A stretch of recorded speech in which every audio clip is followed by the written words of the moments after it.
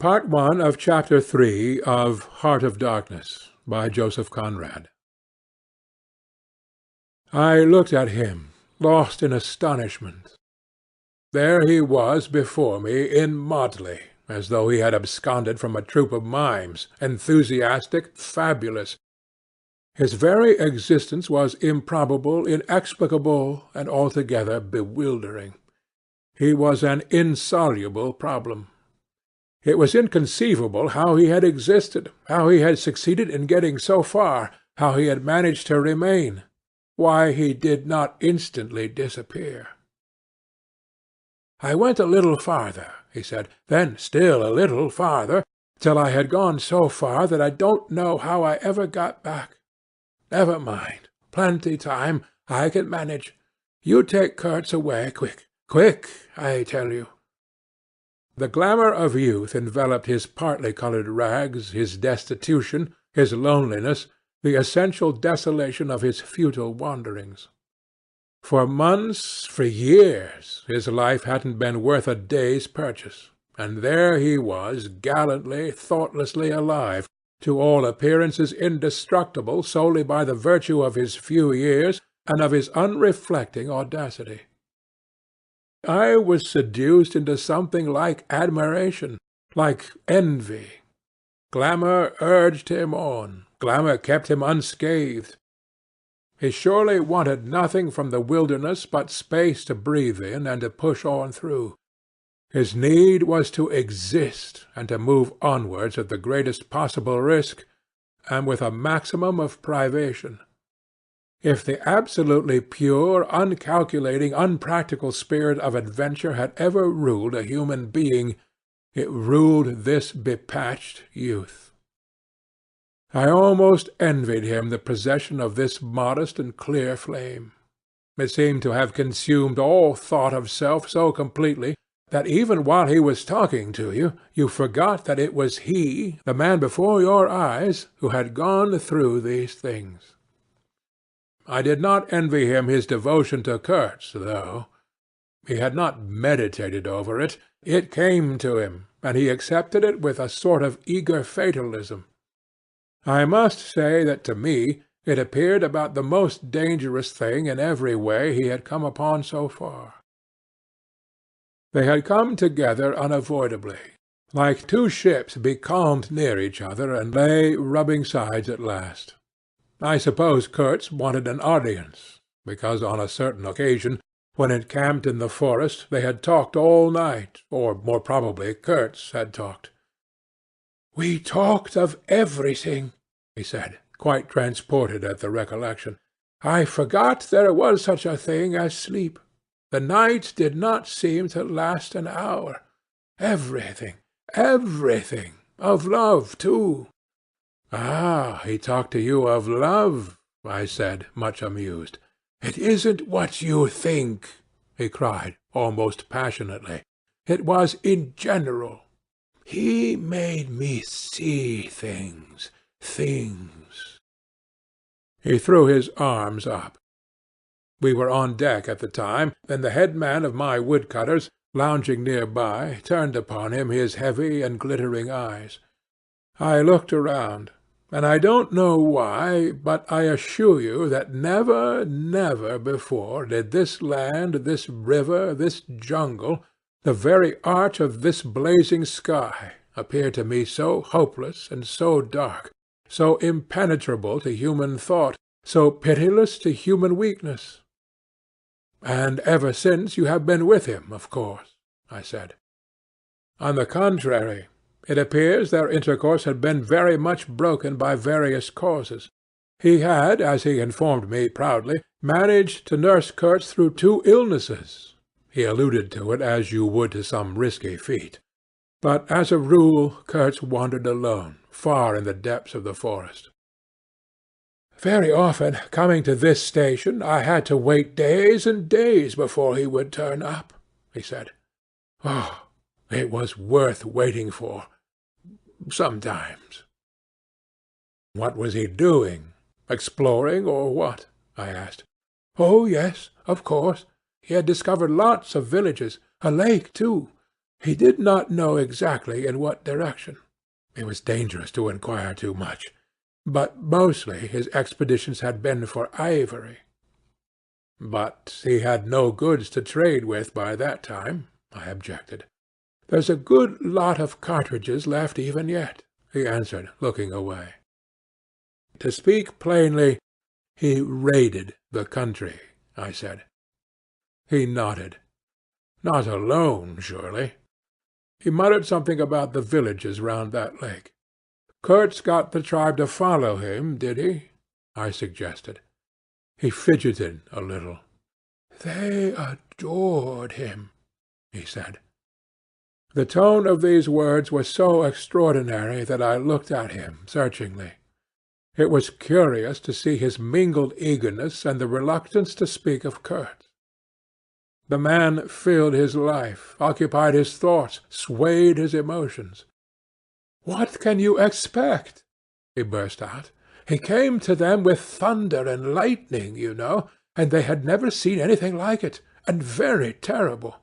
He could be very terrible. You can't judge Mr. Kurtz as you would an ordinary man. No, no, no. Now, just to give you an idea, I don't mind telling you he wanted to shoot me too one day, but I don't judge him." "Shoot you?" I cried. "What for?" "Well, I had a small lot of ivory the chief of that village near my house gave me. You see, I used to shoot game for them. Well, he wanted it, and wouldn't hear reason.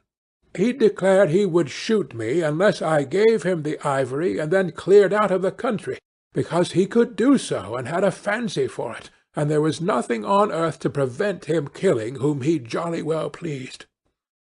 And it was true, too. I gave him the ivory. What did I care? But I didn't clear out. No, no, I couldn't leave him. I had to be careful, of course, till we got friendly again for a time. He had his second illness then. Afterwards I had to keep out of the way, but I didn't mind. He was living for the most part in those villages on the lake. When he came down to the river, sometimes he would take to me, and sometimes it was better for me to be careful. This man suffered too much. He hated all this, and somehow he couldn't get away. When I had a chance, I begged him to try and leave while there was time. I offered to go back with him, and he would say yes, and then he would remain, go off on another ivory hunt, disappear for weeks, forgot himself amongst these people, forgot himself, you know. "Why, he's mad," I said. He protested indignantly. Mr. Kurtz couldn't be mad. If I had heard him talk only 2 days ago, I wouldn't dare hint at such a thing. I had taken up my binoculars while we talked, and was looking at the shore, sweeping the limit of the forest at each side and at the back of the house. The consciousness of there being people in that bush, so silent, so quiet, as silent and quiet as the ruined house on the hill, made me uneasy.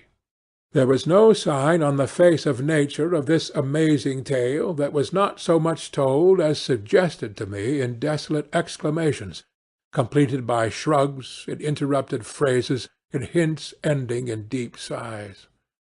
The woods were unmoved, like a mask, heavy, like the closed door of a prison. They looked with their air of hidden knowledge, of patient expectation, of unapproachable silence. The Russian was explaining to me that it was only lately that Mr. Kurtz had come down to the river, bringing along with him all the fighting men of that lake tribe. He had been absent for several months, getting himself adored, I suppose, and had come down unexpectedly, with the intention to all appearance of making a raid either across the river or down-stream. Evidently the appetite for more ivory had got the better of what shall I say, the less material aspirations. However, he had got much worse suddenly. "I heard he was lying helpless, and so I came up, took my chance," said the Russian. "Oh, he is bad, very bad. I directed my glass to the house.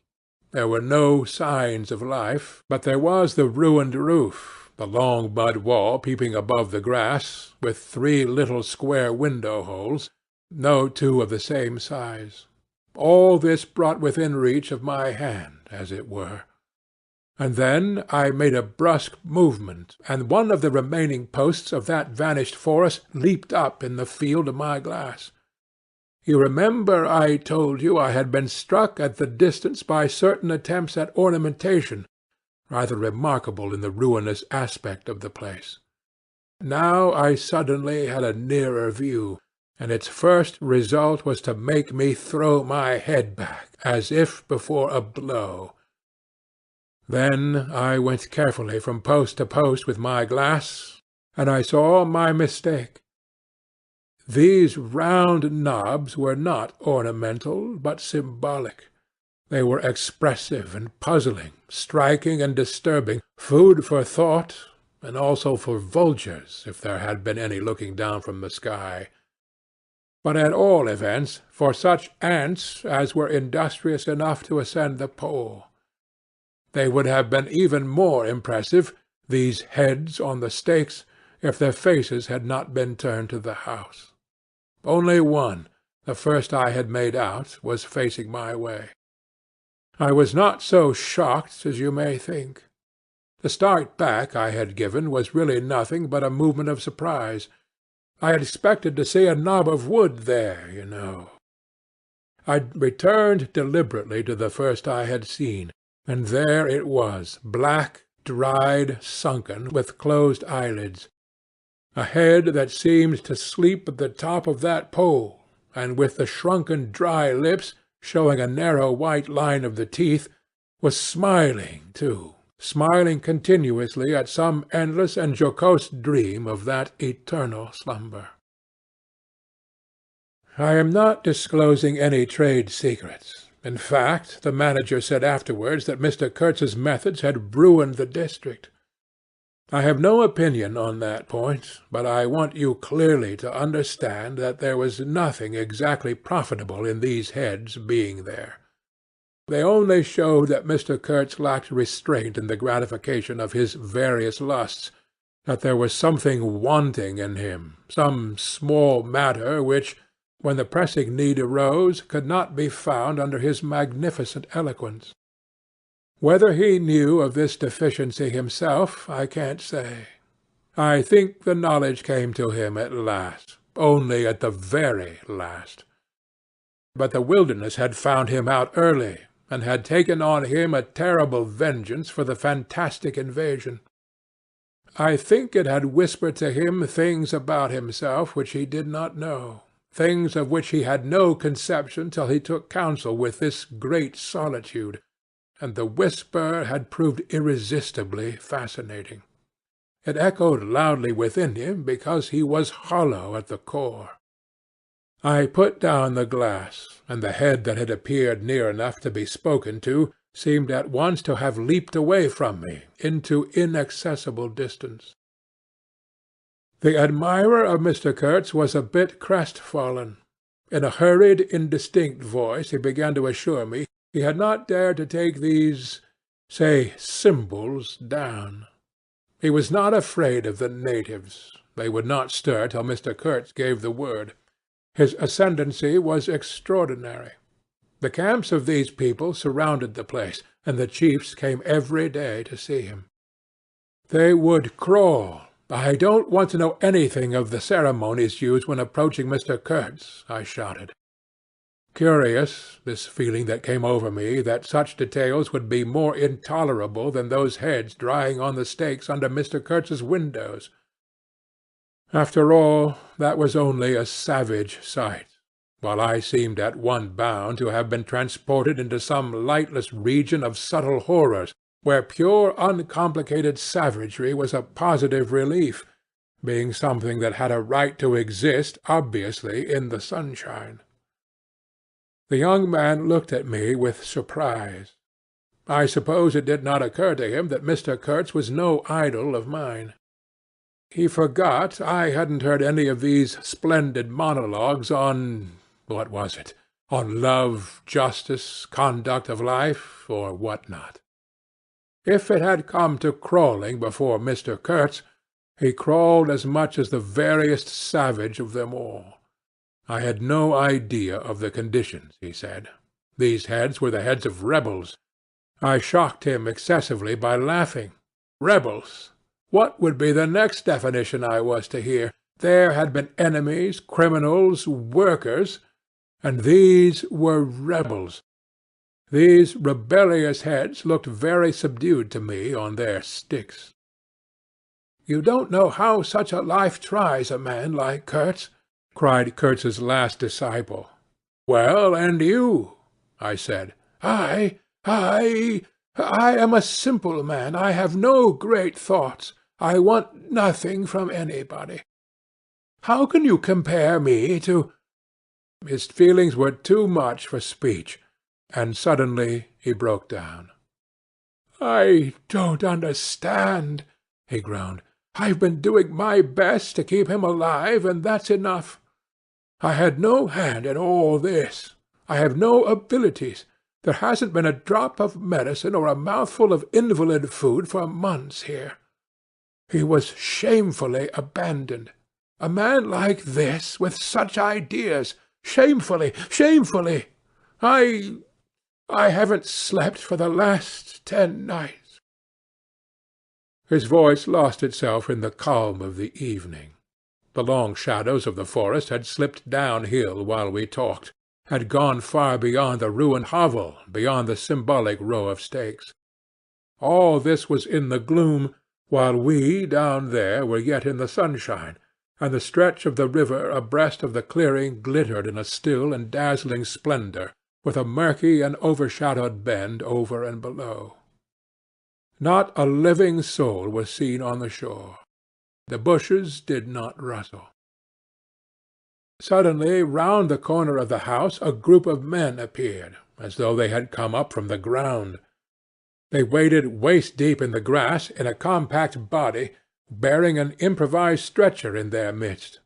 Instantly, in the emptiness of the landscape, a cry arose whose shrillness pierced the still air like a sharp arrow flying straight to the very heart of the land, and as if by enchantment, streams of human beings, of naked human beings, with spears in their hands, with bows, with shields, with wild glances and savage movements, were poured into the clearing by the dark-faced and pensive forest. The bushes shook, the grass swayed for a time, and then everything stood still in attentive immobility. "Now, if he does not say the right thing to them, we are all done for," said the Russian at my elbow. The knot of men with the stretcher had stopped too, half-way to the steamer, as if petrified. I saw the man on the stretcher sit up, lank and with an uplifted arm, above the shoulders of the bearers. "Let us hope that the man who can talk so well of love in general will find some particular reason to spare us this time," I said. I resented bitterly the absurd danger of our situation, as if to be at the mercy of that atrocious phantom had been a dishonouring necessity. I could not hear a sound, but through my glasses I saw the thin arm extended commandingly, the lower jaw moving, the eyes of that apparition shining darkly far in its bony head that nodded with grotesque jerks. Kurtz! Kurtz! That means short in German, don't it? Well, the name was as true as everything else in his life, and death. He looked at least 7 feet long. His covering had fallen off, and his body emerged from it pitiful and appalling as from a winding sheet. I could see the cage of his ribs all astir, the bones of his arm waving. It was as though an animated image of death carved out of old ivory had been shaking its hand with menaces at a motionless crowd of men made of dark and glittering bronze. I saw him open his mouth wide. It gave him a weirdly voracious aspect, as though he had wanted to swallow all the air, all the earth, all the men before him. A deep voice reached me faintly. He must have been shouting. He fell back suddenly. The stretcher shook as the bearer staggered forward again, and almost at the same time I noticed that the crowd of savages was vanishing without any perceptible movement of retreat, as if the forest that had ejected these beings so suddenly had drawn them in again as the breath is drawn in a long aspiration. Some of the pilgrims behind the stretcher carried his arms, 2 shotguns, a heavy rifle, and a light revolver carbine, the thunderbolts of that pitiful Jupiter. The manager bent over him, murmuring as he walked beside his head. They laid him down in one of the little cabins. Just a room for a bed-place and a camp-stool or 2, you know. He had brought his belated correspondence, and a lot of torn envelopes and open letters littered his bed. His hand roamed feebly amongst his papers. I was struck by the fire of his eyes and the composed languor of his expression. It was not so much the exhaustion of disease. He did not seem in pain. This shadow looked satiated and calm, as though for the moment it had had its fill of all the emotions. He rustled one of the letters, and looking straight in my face, said, "I am glad." Somebody had been writing to him about me. These special recommendations were turning up again. The volume of tone he emitted without effort, almost without the trouble of moving his lips, amazed me. A voice! A voice! It was grave, profound, vibrating, while the man did not seem capable of a whisper. However, he had enough strength in him, factitious, no doubt, to very nearly make an end of us, as you shall hear directly. The manager appeared silently in the doorway. I stepped out at once, and he drew a curtain after me. The Russian, eyed curiously by the pilgrims, was staring at the shore. I followed the direction of his glance. Dark human shapes could be made out in the distance, flitting indistinctly against the gloomy border of the forest, and near the river 2 bronze figures, leaning on tall spears, stood in the sunlight under fantastic headdresses of spotted skins, warlike and still in statuesque repose. And from right to left along the lighted shore moved a wild and gorgeous apparition of a woman. She walked with measured steps, draped in striped and fringed cloths, treading the earth proudly, with a slight jingle and flash of barbarous ornaments. She carried her head high. Her hair was done in the shape of a helmet. She had brass leggings to the knee, brass wire gauntlets to the elbow, a crimson spot on her tawny cheek, innumerable necklaces of glass beads on her neck. Bizarre things. Charms, gifts of witchmen, that hung about her, glittered and trembled at every step. She must have had the value of several elephant tusks upon her. She was savage and superb, wild-eyed and magnificent. There was something ominous and stately in her deliberate progress. And in the hush that had fallen suddenly upon the whole sorrowful land, the immense wilderness, the colossal body of the fecund and mysterious life seemed to look at her, pensive, as though it had been looking at the image of its own tenebrous and passionate soul. She came abreast of the steamer, stood still and faced us. Her long shadow fell to the water's edge. Her face had a tragic and fierce aspect of wild sorrow and of dumb pain, mingled with the fear of some struggling, half-shaped resolve.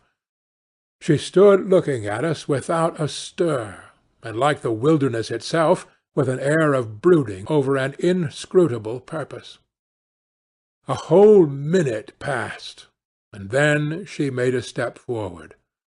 There was a low jingle, a glint of yellow metal, a sway of fringed draperies, and she stopped as if her heart had failed her. The young fellow by my side growled. The pilgrims murmured at my back. She looked at us all as if her life had depended upon the unswerving steadiness of her glance. Suddenly she opened her bared arms and threw them up rigid above her head, as though in an uncontrollable desire to touch the sky, and at the same time the swift shadows darted out on the earth, swept around on the river, gathering the steamer into a shadowy embrace. A formidable silence hung over the scene.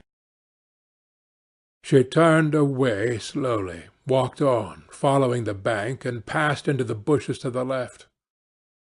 Once only her eyes gleamed back at us in the dusk of the thickets before she disappeared. "If she had offered to come aboard, I really think I would have tried to shoot her," said the man of patches nervously. "I have been risking my life every day for the last fortnight to keep her out of the house.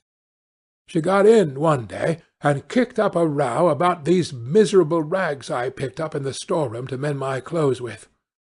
I wasn't decent. At least it must have been that, for she talked like a fury to Kurtz for an hour, pointing at me now and then. I don't understand the dialect of this tribe. Luckily for me, I fancy Kurtz felt too ill that day to care, or there would have been mischief. I don't understand. No, it's too much for me. Oh, well, it's all over now." At this moment I heard Kurtz's deep voice behind the curtain. "Save me! Save the ivory, you mean? Don't tell me. Save me? Why, I've had to save you. You are interrupting my plans now. Sick. Sick. Not so sick as you would like to believe. Never mind. I'll carry my ideas out yet. I will return. I'll show you what can be done. You with your little peddling notions. You are interfering with me. I will return. The manager came out. He did me the honor to take me under the arm and lead me aside. "He is very low, he said. He considered it necessary to sigh, but neglected to be consistently sorrowful. "We have done all we could for him, haven't we? But there is no disguising the fact. Mr. Kurtz has done more harm than good to the company. He did not see the time was not ripe for vigorous action. Cautiously, that's my principle. We must be cautious yet. The district is closed to us for a time. Upon the whole, the trade will suffer. I don't deny there is a remarkable quantity of ivory, mostly fossil. We must save it at all events, but look how precarious the position is. And why? Because the method is unsound." "Do you," said I, looking at the shore, "call it unsound method?" "Without doubt," he exclaimed hotly. "Don't you?" "No method at all," I murmured after a while. "Exactly," he exulted. "I anticipated this. Shows a complete want of judgment.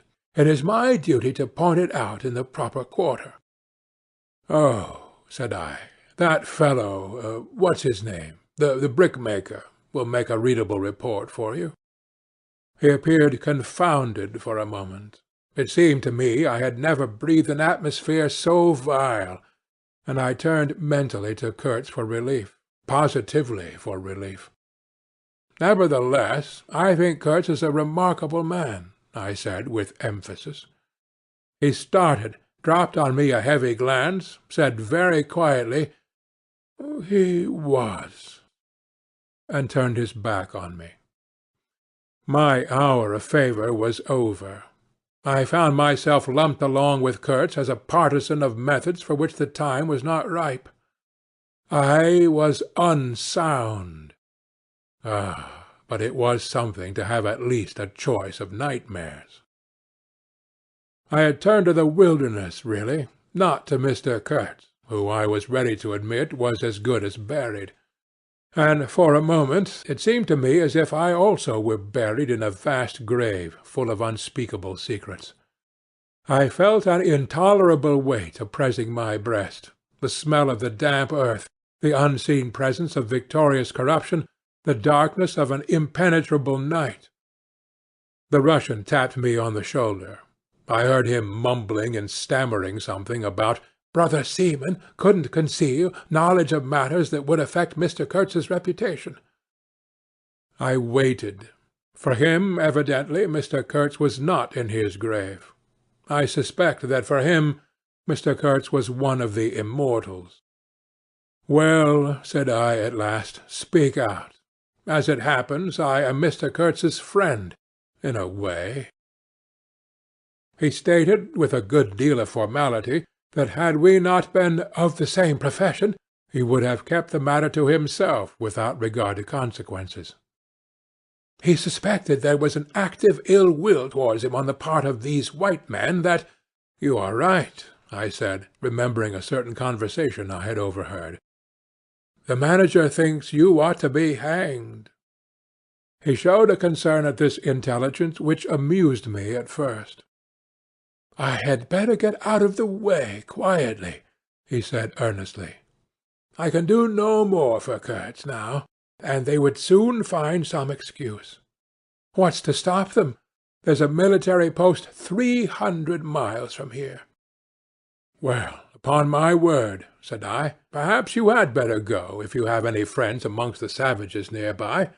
"Plenty," he said. "They are simple people, and I want nothing, you know." He stood biting his lip then. "I don't want any harm to happen to these whites here, but of course I was thinking of Mr. Kurtz's reputation. But you are a brother seaman, and—" "All right," said I, after a time. "Mr. Kurtz's reputation is safe with me." I did not know how truly I spoke. He informed me, lowering his voice, that it was Kurtz who had ordered the attack to be made on the steamer. "He hated sometimes the idea of being taken away, and then again. But I don't understand these matters. I am a simple man. He thought it would scare you away, that you would give it up, thinking him dead. I could not stop him. Oh, I had an awful time of it this last month." "Very well," I said. "He is all right now."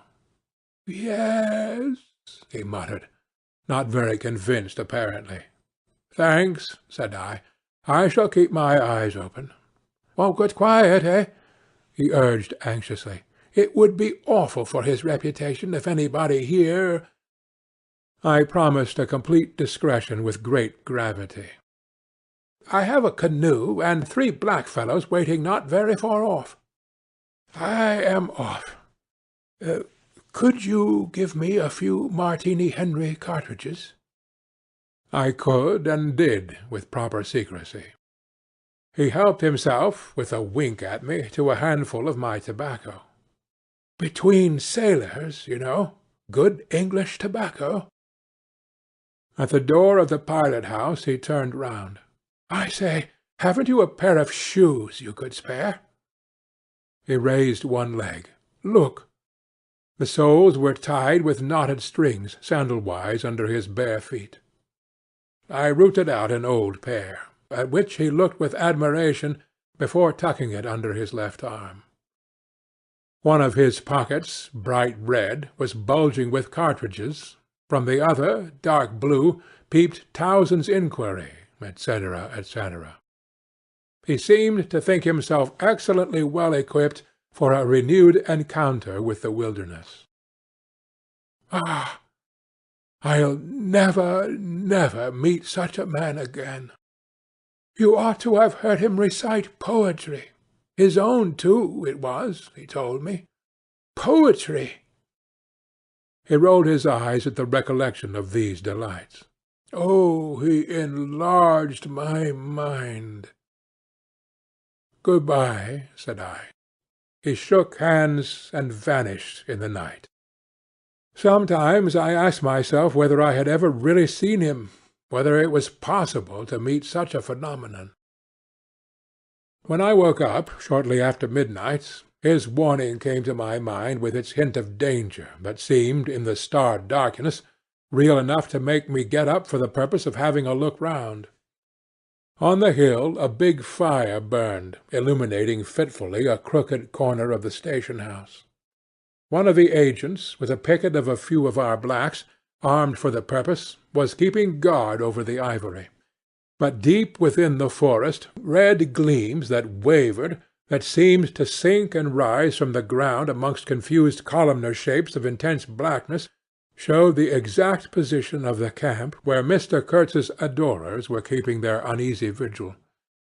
The monotonous beating of a big drum filled the air with muffled shocks and a lingering vibration. A steady droning sound of many men chanting each to himself some weird incantation came out from the black flat wall of the woods as the humming of bees comes out of a hive, and had a strange narcotic effect upon my half-awake senses. I believe I dozed off leaning over the rail till an abrupt burst of yells, an overwhelming outbreak of a pent-up and mysterious frenzy, woke me up in a bewildered wonder. It was cut short all at once, and the low droning went on with an effect of audible and soothing silence. I glanced casually into the little cabin. A light was burning within, but Mr. Kurtz was not there. I think I would have raised an outcry if I had believed my eyes, but I didn't believe them at first, the thing seemed so impossible. The fact is, I was completely unnerved by a sheer blank fright, pure abstract terror, unconnected with any distinct shape of physical danger. What made this emotion so overpowering was, how shall I define it? The moral shock I received, as if something altogether monstrous, intolerable to thought and odious to the soul, had been thrust upon me unexpectedly. This lasted, of course, the merest fraction of a second, and then the usual sense of commonplace, deadly danger, the possibility of a sudden onslaught and massacre, or something of the kind, which I saw impending, was positively welcome and composing. It pacified me, in fact, so much that I did not raise an alarm. There was an agent buttoned up inside an ulster and sleeping on a chair on deck within 3 feet of me. The yells had not awakened him. He snored very slightly. I left him to his slumbers and leaped ashore. I did not betray Mr. Kurtz. It was ordered I should never betray him. It was written I should be loyal to the nightmare of my choice. I was anxious to deal with this shadow by myself alone, and to this day I don't know why I was so jealous of sharing with any one the peculiar blackness of that experience. As soon as I got on the bank, I saw a trail, a broad trail through the grass. I remember the exultation with which I said to myself, "He can't walk. He is crawling on all fours. I've got him." The grass was wet with dew. I strode rapidly with clenched fists. I fancy I had some vague notion of falling upon him and giving him a drubbing. I don't know. I had some imbecile thoughts. The knitting old woman with the cat obtruded herself upon my memory as a most improper person to be sitting at the other end of such an affair. I saw a row of pilgrims squirting lead in the air out of Winchesters held to the ship. I thought I would never get back to the steamer, and imagined myself living alone and unarmed in the woods to an advanced age. Such silly things, you know. And I remember I confounded the beat of the drum with the beating of my heart, and was pleased at its calm regularity. I kept to the track, though, then stopped to listen. The night was very clear, a dark blue space, sparkling with dew and starlight, in which black things stood very still. I thought I could see a kind of motion ahead of me. I was strangely cocksure of everything that night. I actually left the track and ran in a great semicircle, I verily believe, chuckling to myself, so as to get in front of that stir, of that motion I had seen, if indeed I had seen anything. I was circumventing Kurtz as though it had been a boyish game. I came upon him, and if he had not heard me coming, I would have fallen over him too, but he got up in time. He rose, unsteady, long, pale, indistinct, like a vapour exhaled by the earth, and swayed slightly, misty and silent before me, while at my back the fires loomed between the trees, and the murmur of many voices issued from the forest. I had cut him off cleverly, but when actually confronting him I seemed to come to my senses. I saw the danger in its right proportion. It was by no means over yet. Suppose he began to shout. Though he could hardly stand, there was still plenty of vigour in his voice. "Go away. Hide yourself," he said, in that profound tone. It was very awful. I glanced back. We were within 30 yards from the nearest fire. A black figure stood up, strode on long black legs, waving long black arms across the glow. It had horns, antelope horns, I think, on its head. Some sorcerer, some witch-man, no doubt. It looked fiend-like enough.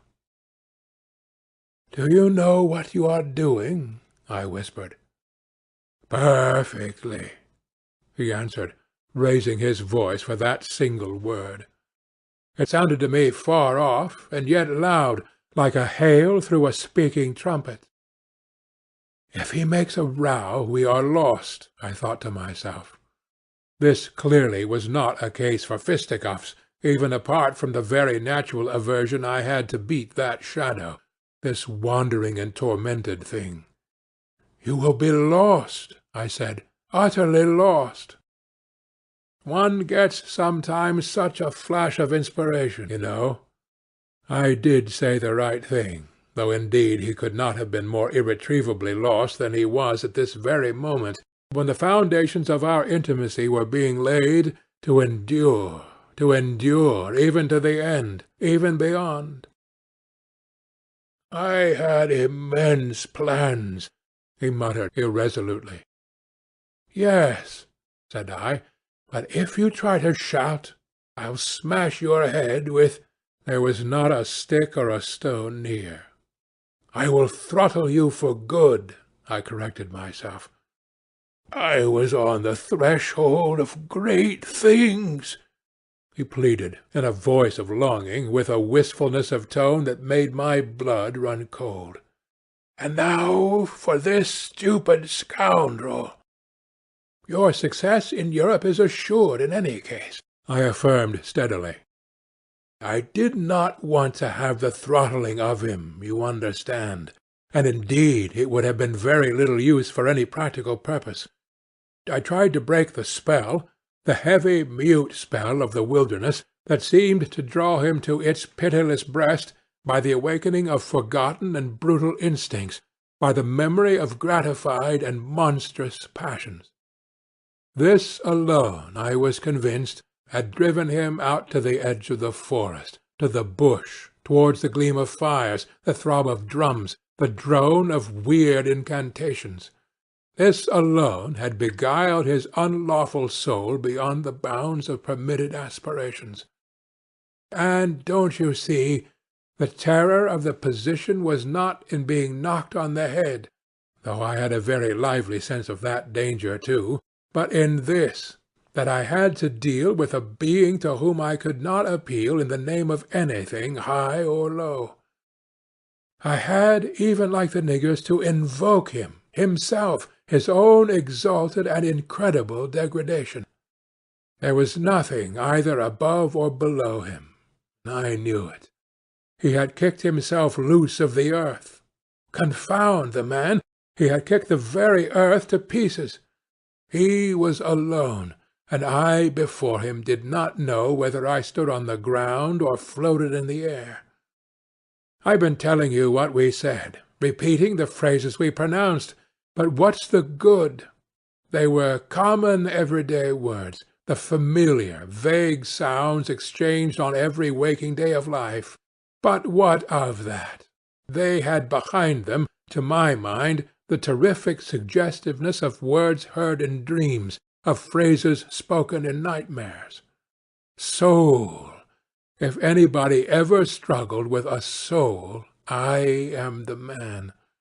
And I wasn't arguing with a lunatic either.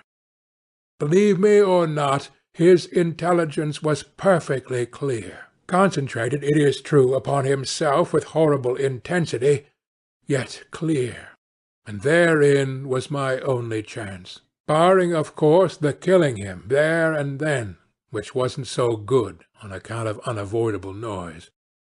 But his soul was mad. Being alone in the wilderness, it had looked within itself, and by heavens, I tell you it had gone mad.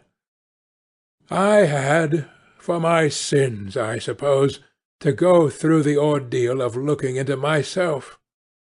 No eloquence could have been so withering to one's belief in mankind as his final burst of sincerity. He struggled with himself too. I saw it.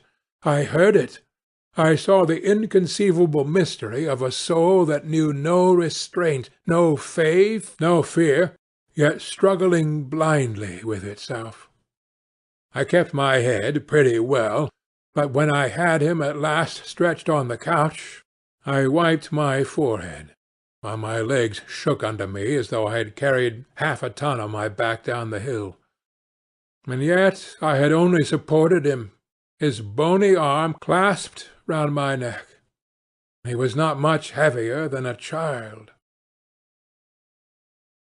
End of Part 1 of Chapter 3.